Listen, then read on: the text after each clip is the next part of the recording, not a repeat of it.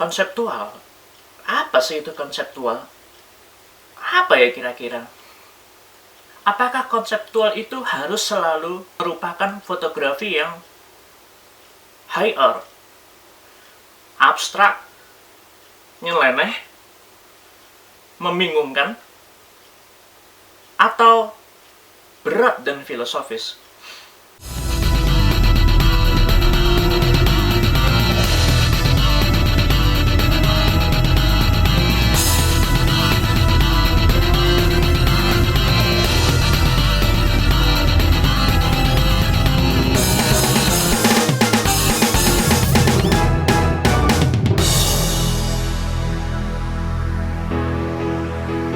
Itu sebetulnya merupakan fotografi yang mengandung ide-ide atau gagasan. Mediumnya adalah kamera. Biasanya ide-ide atau gagasan-gagasan ini pribadi dari seorang fotografernya sebagai respon atas suatu wacana yang sedang populer atau viral, katakanlah seperti itu. Wacana populer itu banyak. Nah, sementara menurut saya fotografi konseptual itu tidak harus seperti itu. Dalam perspektif saya, konseptual itu berarti adalah himpunan dari ide-ide atau gagasan-gagasan yang sifatnya sistematis sebagai metode dalam sesi-sesi pemotretan, baik itu pemotretan produk, pre-wed, wedding, dan terutama fashion. Jadi sebetulnya setiap orang memiliki kemampuan untuk mengonsep sesuatu. Itu memang sudah blueprintnya manusia. Dari semenjak dia lahir, diciptakan. Itu sudah blueprintnya. Semua orang memiliki kemampuan untuk mengonsep sesuatu. Tapi tidak semua orang fasih untuk mengonseptualisasikan apa yang ada di dalam pemikiran-pemikirannya. Jadi di dalam pemikiran manusia itu menyimpan beragam informasi yang jika ingin dia sampaikan kepada lawan bicaranya atau orang lain, itu harus dia satukan. Jadi beragam informasi ini awalnya abstrak ya. Dalam pemikirannya ada di sana, ada di situ, ada di sini. Jadi dia harus menyatukannya satu persatu menjadi satu informasi yang pada akhirnya dia ucapkan kepada lawan bicaranya. Nah, bagaimana supaya lawan bicaranya mengerti? Ya harus dikonseptualisasikan dengan baik. Makanya tadi saya mengatakan bahwa tidak semua orang fasih mengonseptualisasikan pemikirannya dan menyampaikannya kepada lawan bicaranya. Nah, lalu solusinya apa nih supaya bisa mengonseptualisasikan ide-ide atau gagasan yang ada di dalam pemikirannya? Brainstorming, dicatat, seperti bikin cerita, perencanaan, dan itu harus dilatih secara terus-menerus. Nggak bisa 1 kali, 2 kali, 3 kali, harus lebih. Dalam fotografi konseptual, ada hal-hal yang patut dipertimbangkan selain menyadari bahwa ide-ide atau gagasan-gagasan yang ada di dalam pemikiran harus dikonseptualisasikan. Hal-hal yang patut dipertimbangkan itu cukup banyak. Tapi secara garis besar, saya membaginya menjadi 2 kategori. Yang satu, waktu. Yang kedua, output. Yang saya maksud dengan output itu adalah bayangan atau imajinasi hasil akhir akan menjadi seperti apa. Biasanya, itu sudah terbayang di awal. Seorang fotografer mau menciptakan hasil yang seperti apa. Tapi dalam mewujudkan imajinasinya, dia harus melakukan brainstorming dari ide-ide dan gagasannya dan mencatatnya di kertas. Supaya apa? Supaya lebih mudah. Daripada hanya ada di awang-awang, hanya bersifat abstrak. Bagaimana cara kamu menyampaikannya kepada timmu atau klienmu? Misal foto pre-wed, atau fashion, atau foto wedding.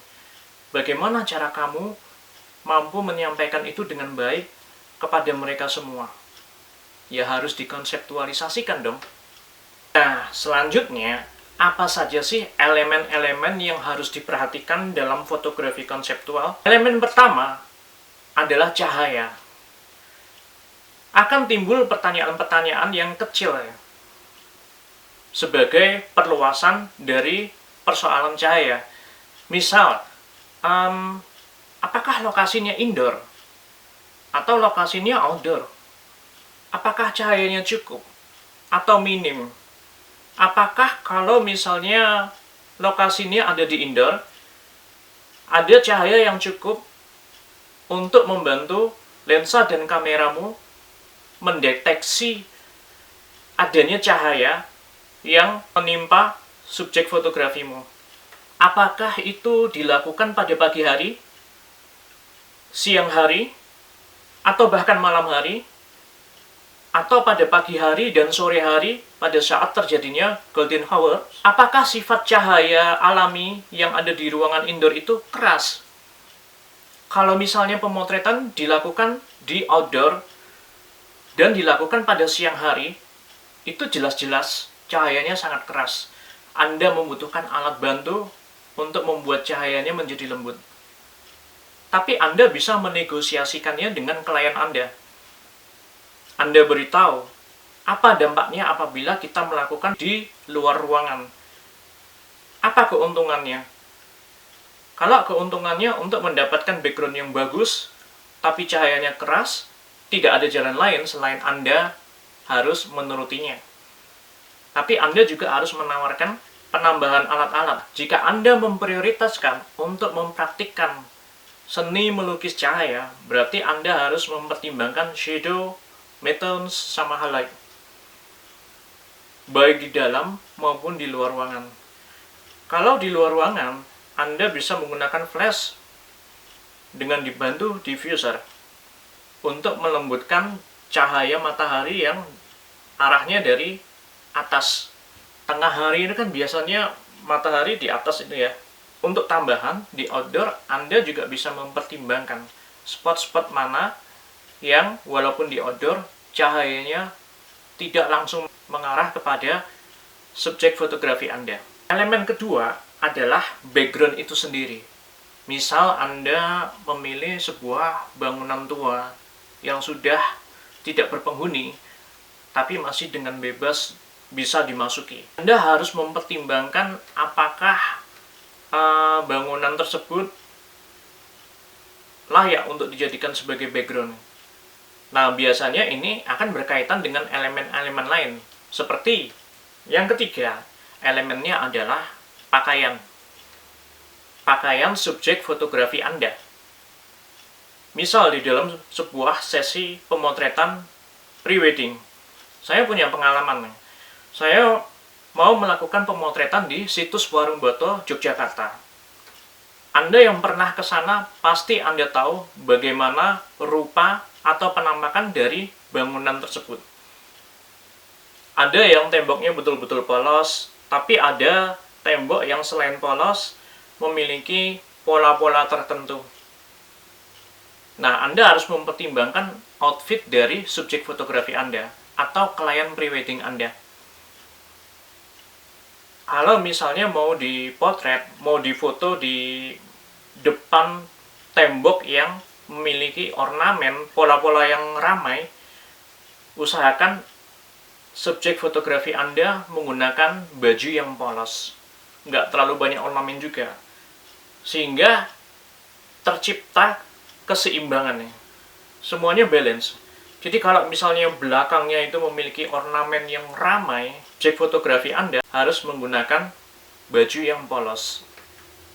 Supaya sesuatu yang ramai tidak ditambah dengan sesuatu yang ramai juga. Itu bisa membuat orang-orang yang melihat karya fotografi Anda merasa tidak diberikan kesempatan untuk bernafas.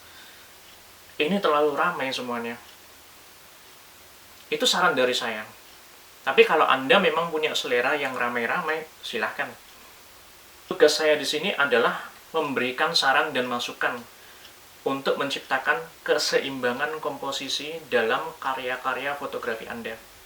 Selain ornamen dan pola-pola, hal-hal yang bisa dipertimbangkan dari sebuah bangunan atau outfit subjek fotografi Anda adalah warnanya. Pengalaman saya, sekali lagi, di situs Warung Boto itu, background-nya warnanya coklat, bangunannya warnanya coklat. coklat muda, agak mendekati krem ya. Lalu saya memberikan saran kepada klien prewedding saya untuk menggunakan baju putih, hem ya, dan bawahan yang polos juga. Anda bisa mengingat-ingat apa yang saya share atau apa yang saya bagikan melalui video tanya jawab saya yang kedua. Linknya harusnya ada di sini ya, kalau mau dicoba. Yaitu mengenai konfigurasi warna, perpaduan elemen-elemen warna. Misal seperti warna harmonis, warna komplementer, warna-warna pastel, warna-warna monokrom. Anda bisa menggunakan semua ilmu mengenai konfigurasi warna-warna tersebut dan mengimplementasikannya di dalam fotografi konseptual prewedding. Nah, elemen keempat dari fotografi konseptual adalah properti. Properti ini bisa berasal dari properti-properti yang dibawa oleh subjek fotografi Anda. Misal Anda bisa menyarankan untuk membawa bunga. Anda juga bisa menyarankan kepada mereka untuk membawa tambahan outfit yang berbeda daripada kebanyakan pasangan prewedding lainnya. Anda juga bisa menyarankan kepada mereka untuk membawa aksesoris. Anda juga bisa menyarankan kepada si pria itu untuk membawa rokok dan membawa korek api atau membawa pemantik. Properti lainnya yang berasal dari klien prewedding Anda itu bisa berupa barang-barang kenangan di antara mereka berdua, misalnya kotak musik. Atau di dalam kasus pemotretan saya di warung botol, si pria membawa harmonika. Dia memang pandai bermain harmonika. Properti lain itu bisa merupakan properti yang ada di bangunan itu, misal kursi atau lampu vintage, macam-macam, atau telepon vintage, itu bisa. Elemen kelima dari fotografi konseptual adalah mood. Ini penting. Kenapa? Karena mood yang baik akan menghasilkan fotografi yang baik. Aura yang terpancar dari model fotografi Anda, subjek fotografi Anda, itu ditimbulkan dari mood yang baik. Dan itu kalau dalam konteks pre-wed atau wedding, itu berasal dari konektivitas yang baik antar sesama pasangan itu. Antara mempelai pria dengan mempelai perempuan. Dan antara keduanya dengan Anda sebagai fotografer. Itu sangat penting sekali. Fotografi yang emosional dihasilkan dari penciptaan mood yang baik. Karya fotografi yang memiliki muatan emosional yang baik itu tercipta dari bagaimana fotografer menjaga mood model subjek fotografi atau pasangan kekasih yang melakukan prewedding atau mempelai pria dan mempelai perempuan. Seringkali mood ini berpengaruh kepada elemen lain, yaitu yang keenam, style. Saya bisa menciptakan mood yang baik antara diri saya dengan model fotografi saya, atau dengan pasangan prewed, atau dengan pasangan yang telah melakukan pernikahan. Anda bisa bertanya kepada subjek-subjek fotografi saya, bagaimana cara saya membuat subjek fotografi yang pemalu menjadi orang yang terbuka. Anda bisa melihat di website saya, bisa membaca salah satu blog saya mengenai bagaimana cara saya menciptakan mood yang baik dalam sesi-sesi pemotretan saya. Saya seringkali menggali karakteristik dari subjek-subjek fotografi saya di dalam setiap sesi pemotretan. Seringkali di dalam fotografi konseptual semacam prewedding, wedding, maupun fashion, itu biasanya berbicara mengenai konsepnya. Sederhana bagi mereka, bagi para klien, konsep itu sesuatu yang sangat sederhana. Meskipun pada praktiknya itu menjadi sangat kompleks. Banyak elemen-elemen yang bermain di dalamnya. Sehingga ide satu persatu harus dielaborasi bersama-sama. antara seorang fotografer dengan para kliennya, terutama prewed. Kadang ketika menjadi seorang fotografer, menangani klien-klien yang mau prewed, itu harus menyaksikan mereka berbeda pendapat, salah paham, miscommunication, bertengkar. Bahkan beberapa jam sebelum dilakukannya sesi pemotretan prewed. Dan itu adalah tugas saya sebagai seorang fotografer untuk membantu mencairkan suasana. Elemen-elemen dari fotografi konseptual yang telah saya sebutkan tadi, itu biasanya merupakan hasil perluasan, hasil elaborasi ide-ide dan gagasan yang timbul diperluas dari imajinasi mengenai output. Hasilnya mau seperti apa, outputnya mau seperti apa, ketika sudah terbayang, itu kemudian dielaborasi, brainstorming, sehingga terciptalah elemen-elemen yang harus diperhatikan dalam praktik atau implementasi fotografi konseptual. Nah, nanti itu pada akhirnya akan mempengaruhi salah satu kategori elemen yang diperlukan dalam fotografi konseptual. Apakah itu? Waktu. Dengan mengelaborasi ide-ide dan gagasan, dengan mengurai imajinasi-imajinasi yang ada di dalam alam pikiran kalian sebagai seorang fotografer, itu bisa membantu kalian menghemat waktu. Waktu apa?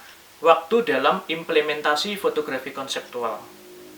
Tentunya kalian tidak ingin rugi dan tidak ingin merugikan klien-klien Anda, terutama klien prewedding maupun klien wedding.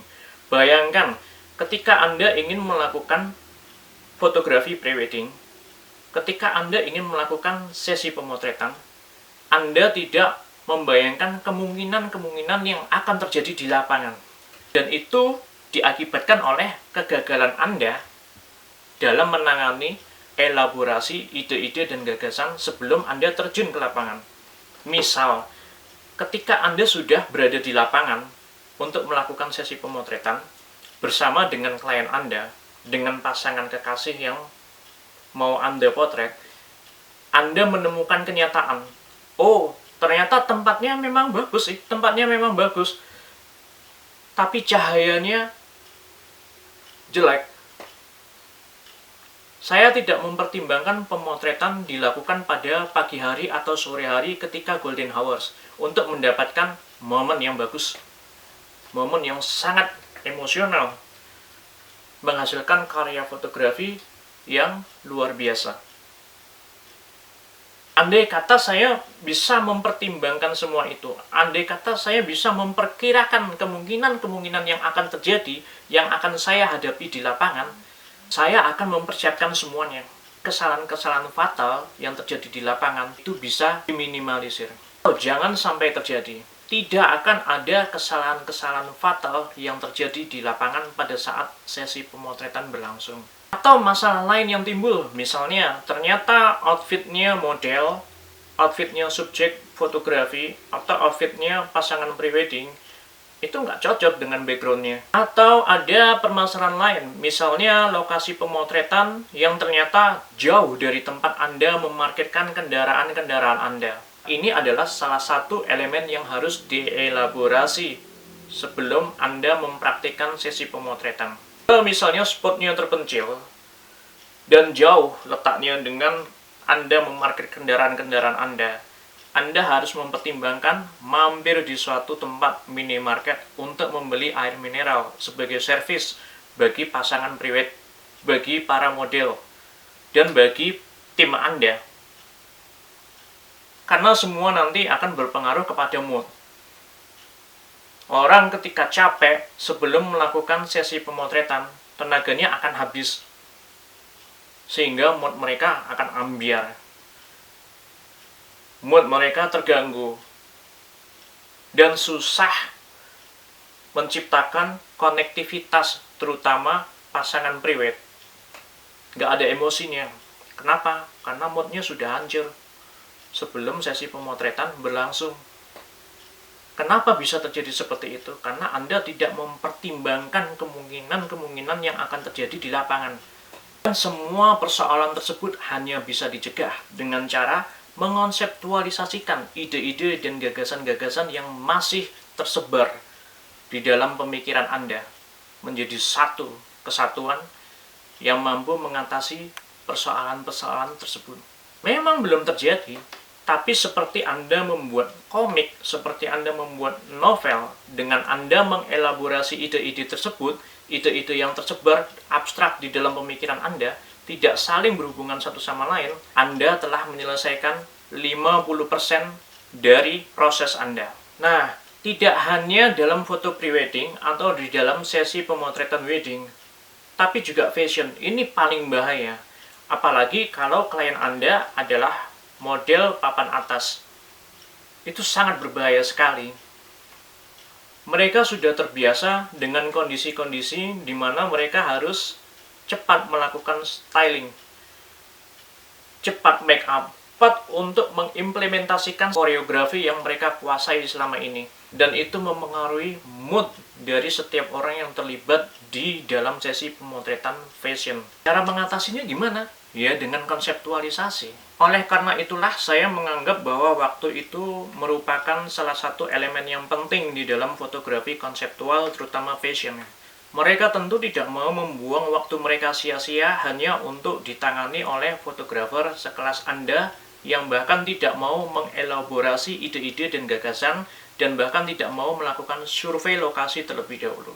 So, kesimpulannya yang namanya fotografi konseptual itu tidak hanya berbicara mengenai konsep fotografi yang seperti negeri dongeng, seperti santai kayak di pantai, seperti drama Korea, atau drama Jepang, atau drama-drama film-film kolosal Cina. Nggak hanya seperti itu. Konseptual itu adalah satu metode ya. Metode yang akan mempermudah Anda mengelaborasi ide-ide dan gagasan-gagasan yang tersebar di dalam pemikiran Anda. Saya pertegas sekali lagi bahwa semua orang itu sebetulnya memiliki kemampuan untuk mengkonseptualisasikan gagasan dan idenya, tapi tidak semua orang fasih mengkonseptualisasikannya. Solusinya gimana?